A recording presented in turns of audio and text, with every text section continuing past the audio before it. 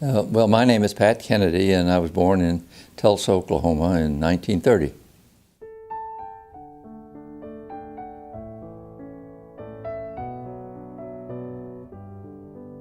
We lived in Tulsa for a while, and then we moved to Muskogee, Oklahoma, a nearby city. And in sometime about 1939, before World War II, my father, mother, and my brother and I moved to Corpus Christi, Texas, and that's really where I grew up. Went to school there with the Incarnate Word Sisters, and then eventually to the Benedictine monks school, the Corpus Christi College Academy. And then I went to the junior college there, where incidentally I met Red McCombs. And we both graduated about the same time. Maybe he graduated a year before, about 1947. I wanted to enter law school, so I went up to San Antonio and applied with Dean Ernest Raba for admission to St. Mary's University School of Law. And so that was 1949 that I entered that fall session. It was a great experience for me because I was maybe the youngest in the class, because the veterans were beginning to return, and there were many veterans, many commissioned officers. There were 6 West Point people there, and so I felt very junior, which I was, and I was fortunate in being able to have the funds to go. My father was sick at the time and not able to work. But part of the story that I like to tell, I'd heard about Judge Dudley Doherty in Beeville, a great lawyer and who was very philanthropic, and I'd heard that he helped students go to school sometime. So I went to see him and asked if I might qualify for a student loan. And it was very interesting because his person that he owned the bank there, and I went to see the lady who was in charge, Maddie Freeman, who said, "Well, I'm sorry, Judge Doherty is very, very ill, and he's in Rochester now having treatment." At that moment, he walked through the door, and he didn't look well, and she was petrified. He sat across the room from me, and she told him what I wanted, and he looked at me a long time and said, "Well, what kind of grades did you make this first semester?" I said, Judge Doherty, they weren't very good, but I can do better. So he said, "Well, we'll try him 1 year." And he got up and walked out of the room. And the deal was he would loan you money. In this case, it was like we would start off at $50 or $60 a month. And at the end of your graduation, the total amount be put into a note. You sign the note and agree to pay that at 4% interest. And he raised that. They raised that one time during that time, and of course had other jobs during that period of time while I was in school. But I've never forgotten what he did. And of course, I paid the loan off, and he was a great man. Well, I went immediately to work in the district attorney's office as a prosecutor, and the district attorney at that time was Austin Anderson, and there were many, many famous young lawyers around me at that time. Roy Barrera, Hippo Garcia, who became a legendary federal district judge. And we were all very close. We had sharing desks, and Jack Kaufman and many of the people who are well known. And so I was there about 2 years, working with them, trying cases, doing investigative work. And then I had an opportunity to go to work for Forest Oil Corporation, which was a leading independent oil company owned by the Dorn family in San Antonio, and they have other members of their family in other parts of the country. And so I spent about 6 years there, handling oil and gas transactions and doing all the things that attended to that. I did. Yeah, no, it was a great company. Very fine people to work with and to work for. And again, I just advanced because of the association, the opportunity. Well, I left because I wanted to practice law. By that time, I had, my wife Joan and I had a lot of children. I can't even remember exactly how many at that time. We have a total of 8 children. And we had 4 boys and 4 girls in that order. And so it was getting to be whether I would move to another city or go somewhere else to stay in that. And I decided no, that I wanted to stay and build in this community and sports family here. And so with the approval and actually the encouragement of Dale Dorn, I resigned and moved into a law office with a well-known attorney named Lee Jones. He was an outstanding authority in oil and gas. We still had division offices here. And so that's what I did. And then I moved on and opened up my own office and operated and practiced law individually for a number of years. We were having our youngest daughter, Sharon. We had all of our children at the Nix Hospital. And it was very happy. They've all been happy occasions. And Joan had just come back into the room, and or the next day, I guess it was, and I do recall, and I reported this before, walking over to the window and looking down on the St. Mary's Law School. And Ernest Rava, the dean, had told me that they were going to move the law school out to the Woodlawn campus. And I said to Joan, I said, you know, there's going to be a hemisphere. It's going to happen here within the next year or so. And that would really be a great place for a hotel. And I think really I should be looking into that. So that's what happened. And I began thinking about that while I'm practicing law and providing for the family with my law practice.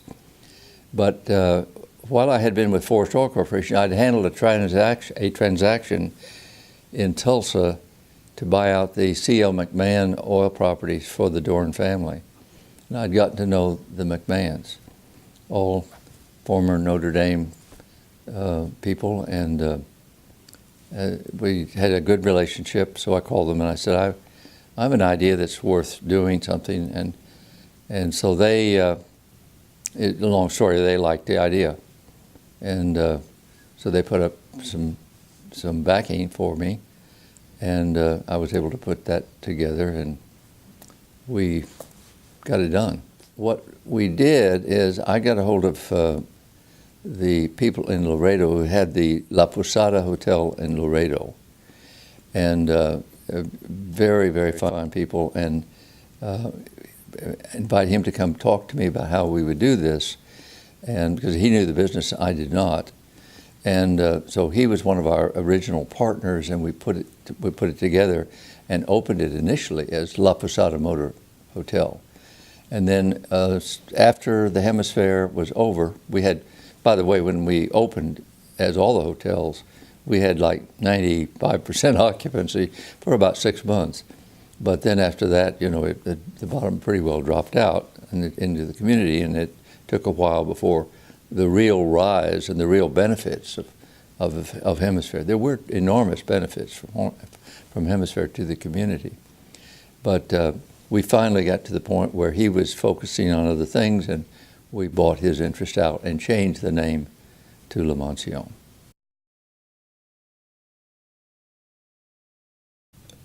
Well, it was exciting, and it was rewarding instantly because we were being so well received.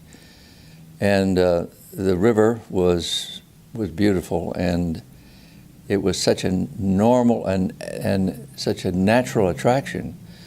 And we just became involved with the community, and the local community became so involved with the whole activity of Hemisphere. And to realize that we had participants from all over the world coming and bringing evidence of their own culture. It was a great success. And what I liked about it is it confirmed what I had heard from other people in other cities earlier, that tourism is just extremely valuable. In terms of business development.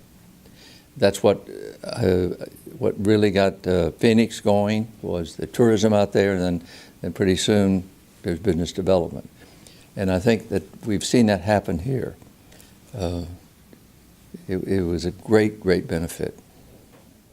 You know, as time went on, I began to realize even more fully than I did initially the great opportunity that I had personally to do this, to work with these people, and the responsibility. And I was in Rome in 1980, and with a preferred hotel meeting, which was a major association of the premier association worldwide of luxury hotels, privately owned luxury hotels, about 110 of them. And we were having a meeting in Rome, and the Pope spoke to this group, and he didn't say much about it, but it impressed me, because he put it in terms of that travelers throughout all history have needed to be provided for, given comfort, given protection when there were times that it was dangerous to travel. And he put it in it, and I walked away thinking, you know, this is a responsibility, and we have to work at that, and we have to find the people and really work to train the people. Well, it happened really in stages. Our first renovation, I think we only had like 180 rooms. And we were using, I would say the interior designers and the furnishings that we were using were appropriate for the time. But as time went on and refurbishment were necessary, it became important to find the right interior design talent who would not only bring good ideas, but listen to us too, because we did have a feeling that we understood the importance of this building and this location on this river. And so we always wanted to protect that. And I also thought it was important that the building and the interior would reflect the Hispanic culture in a genuine sense. Not just in a contrived manner. So we worked at that, and through the years we did many different renovations, and we upgraded and became very competitive with the finest hotels in the country. In fact, we finally then bought the adjoining property and expanded it to bringing it to a total of 337 rooms. It was beautiful. I mean, it was still beautiful. It wasn't maybe as finely attended to, but it was still a beautiful spot. In terms of activities down there wasn't much. There was a Caseria Mexican restaurant. That was certainly there. And there were one or two night spots. And that was really about it, but prior to the time that the Hilton was opened and we opened. But as time went on, I think we saw it improve dramatically. And what we know is that's what really captured the imagination of the tourists. Initially we didn't have a convention bureau. We just had the Chamber of Commerce, and they were doing the promotion for the city. But they began early on to keep track of what people thought. And more they came to the conclusion that people would come to San Antonio thinking of the Alamo, but leaving remembering the river. The river became very, very important. And we were really fortunate because there was a picture of our hotel and the river that was really selected as a major poster for Hemisphere. And it quoted Will Rogers, San Antonio, one of the 4 unique cities of America. And I don't know how many thousands of that poster were produced, but they were sent all over the world. And it not only helped the city, but it really reinforced the importance of La Mansión, because it just merged that picture in with the river.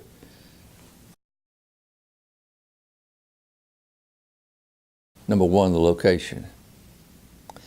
But number two, it was the people. And it was really when I learned how to approach the talent. But the idea is to find that talent, what it is that people like to do.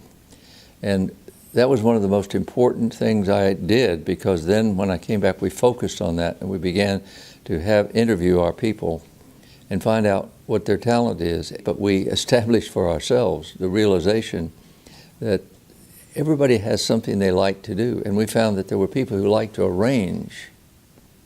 And if we can give these people that kind of support and really entrust so much of the relationship with the guest to them, they become involved. And we were very successful in doing this. Well, I think it was a good sale. Now, you realize that in the meantime, we'd built the Watermark Hotel, which was an entirely different thing. And we had done this after some really interesting research on our customer and the discovery, because I had developed a customer database that I would say most hotels did not have. And so what we discovered is that we had an overrepresentation at La Mansión del Rio of the higher end customer. So I knew that when I built the Watermark, a relatively small hotel, that we had a place for them. We had something else that was a demand, and it became successful immediately. Well, we opened like December 31st of 2006. And that property was the old Kropotkin building, built in about 1890-something, 98, and was a saddlery. And the Strauss family operated that saddlery. And David Strauss used to talk to me about that, and he loved the story, and he's a very good friend of mine. And so we went in and we designed it and built the building. And as we were building the building, the wall fell on the Commerce Street side one morning. Fortunately, nobody was seriously injured. You know, it's just the greatest place in the world to raise your family. And that's highly prized. We prize that. And so that's, if that was a value item, that would be the one that I would pick on. Say this is where I want to be with the people, with all that is here. It's just a great, great place to be.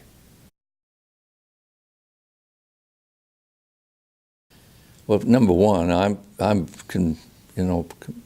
convinced that in divine providence, and whatever it is that God wants us to do, we have a chance of accomplishing that if we can live up to those expectations. But I think also, and especially as time was going on, I realized the enormous value of family before me. My parents, the grandparents, some of whom I didn't know, and some of the things that today I'm still learning from these grandparents. And so I think that has been a part of it, and that coupled with the remarkable marriage relationship that my wife and I have had, and the raising of 8 children. We have 18 grandchildren and 5 great-grandchildren and 2 more coming. So this is enormously interesting to us. And this has been very helpful. But there's one other thing I think, and specifically when you ask about success, I think it's because of the early training from my parents, and remember my grandmother too, of emphasizing the importance of positive thinking. And I look back and I don't ever remember ever feeling defeated. I always feel that if it is not working out the way I want it, we'll find a way to make it work out. If my motivation, if I'm standing up for family and standing up for community, friends, it's going to be okay. I really do believe in Christ, and I do believe that that's our answer. And that doesn't mean we can't be happy in life, and we should be productive. But I just don't see any other good options other than the option that has been set out by Christ in terms of eternal life. Well, Bob Hope, came down to San Antonio several times and participated in various functions in the Fiesta and all. And on one of those occasions, I had the opportunity to visit with him some. In fact, we had a lunch out on the Riverwalk right below the Las Canarias restaurant. And Judge Nelson Wolff was there, Governor Ann Richards was there, and Bob Hope and his daughter, and I was there. And it was just a very interesting, relaxed luncheon. And the governor, of course, is known for her one-liners, but Bob was really good with his one-liners there. And he also expanded. He talked a lot about when he was a young man, and in, I think, upstate New Jersey, somewhere in that area. And he talked about how he and his pal were fast runners. And he said that what happened, the churches around that community would have festivals, and they would have races. So he says we would just get on the phone and find out where the races, what time, and we'd go from one race to the other. He said we always won. But he told many funny things there. And while we were there, all of a sudden we heard a boat was passing on the river, and a voice shouted out, "Hey Bob, I was with you in the Philippines." So that was Bob Hope, and that was the real situation. It was delightful to be there.